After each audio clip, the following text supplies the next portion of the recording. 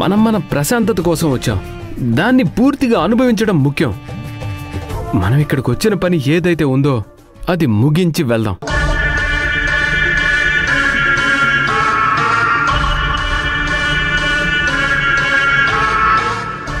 సరే.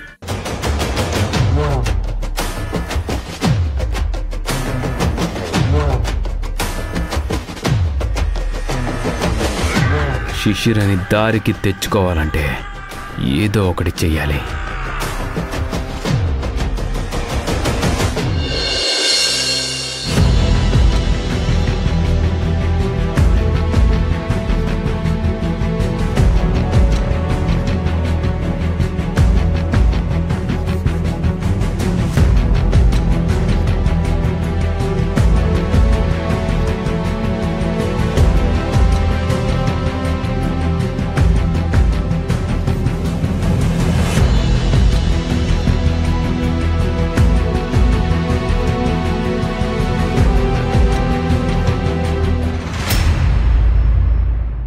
ఏమైందమ్మా?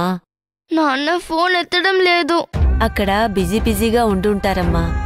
ఎంత బిజీ అయితే మాత్రం కన్న కూతుర్ని పట్టించుకోవడం కూడా మానేస్తారా? అమ్మలాగే నాన్న కూడా చేస్తున్నాడు. అదేమీ ఉండదమ్మా. నాకు నాన్నని చూడాలనుంది. కంగారు పడకమ్మా. అయ్యో, ఏంటమ్మా ఒళ్ళంతా ఇంత వేడిగా ఉంది? నీకు బెంగతో జ్వరం కూడా వచ్చేసిందా ఏంటి భవానీ? నేను నిన్ను హాస్పిటల్కి తీసుకువెళ్తాను పదా. నేను ఏ హాస్పిటల్కి రాను. ఇలా చేస్తే ఎలాగమ్మా? తర్వాత అమ్మ వాళ్ళకి తెలిస్తే నన్ను కోప్పడతారు. ఉండు, నీకోసం మాత్ర తీసుకొస్తాను.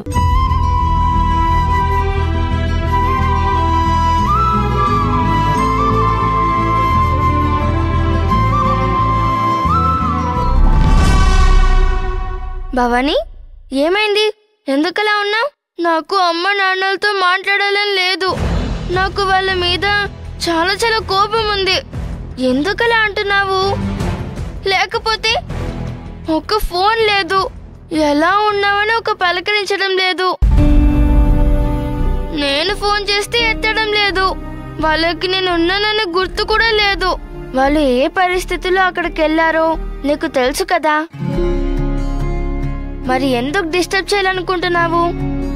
మరి నాకు జ్వరం వచ్చింది కదా, కనీసం నన్ను ఎలా ఉన్నావని అడగాలి కదా. ముందు నువ్వు ఎలా ఉన్నావో నాన్నకి అమ్మకి తెలియాలి కదా. నువ్వు కూడా వాళ్ళకే సపోర్ట్ చేస్తున్నావు. నేను నీతో కూడా మాట్లాడను. అప్పుడు తెలుస్తుంది. ఏదైనా పని మీద వెళ్ళినప్పుడు, వేరే అవసరంలో ఉన్నప్పుడు మనం ఆ పని మీద దృష్టి పెడతాం, అంతే తప్ప మిగతా విషయాలు పట్టించుకోము. అందుకే నీకు వాళ్ళు ఫోన్ చేయలేదని దిగులు పడకు. ఏమో, నీకు అమ్మ పరిస్థితి తెలియడం లేదు. అమ్మెంత కష్టమైన మానసిక పరిస్థితిలో ఉందో అర్థం చేసుకో భవానీ. నా మాట విను ప్లీజ్. బెంగతో జ్వరం వచ్చింది కదా నీకు, హాస్పిటల్కి వెళ్ళు. లక్ష్మమ్మ చెప్పినట్టు నడుచుకో, సరేనా? సరే.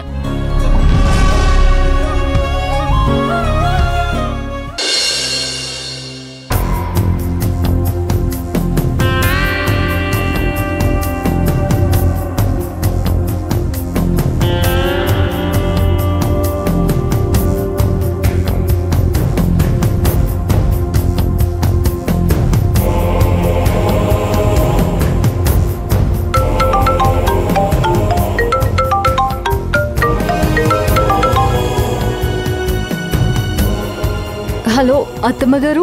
ఏంటమ్మా శిశిరా, ఎలా ఉంది అక్కడ? క్లైమేట్ సెట్ అయిందా? అంతా బాగానే ఉందా? అత్తమ్మగారు, ఇక్కడంతా బాగానే ఉంది. ఆదితో కంఫర్ట్ గానే ఉన్నావా? ఏమైనా ఇబ్బందులు ఉన్నాయా? ఇబ్బందులేముంటాయి? ఇబ్బందులేమీ లేవు.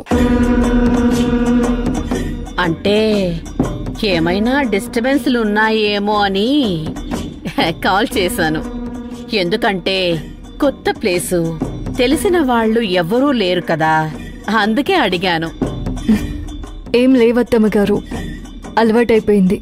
కానీ నీ మాటల్లో ఏదో తెలియని డిస్టర్బెన్స్ అనిపిస్తూ ఉంది. నిజంగానే అంతా బానే ఉంది కదా?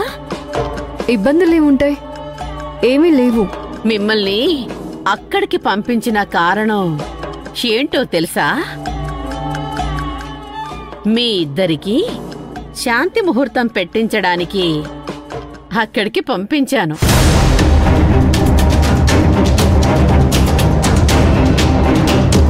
శాంతి ముహూర్తమా? అవును, మీ ఇద్దరికి హనీమూన్ లాగా అన్నమాట.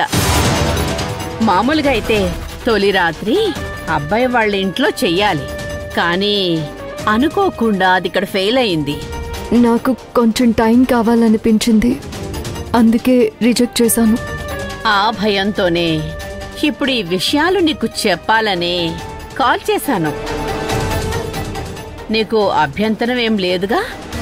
కానీ దానికి నేను ప్రిపేర్డ్గా లేను. ఇక్కడికి వచ్చింది కొంచెం డిఫరెంట్ క్లైమేట్ కోసం, కొంచెం పీస్ కోసం.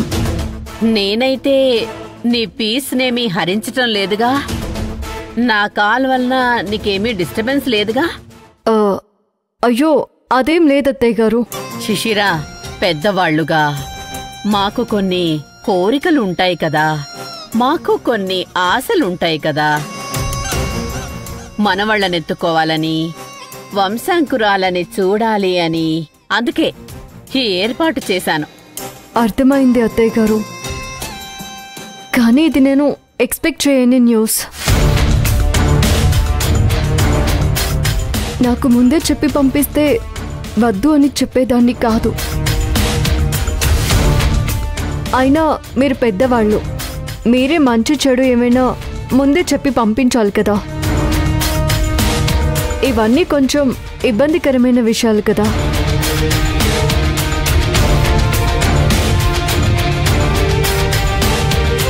ప్రేమించడానికి లేని ఇబ్బంది, పెళ్లి చేసుకోవడానికి రాని ఇబ్బంది ఈ విషయంలో మాత్రం ఎందుకు? ఆది వలన నువ్వేమైనా ఇబ్బంది పడుతున్నావా?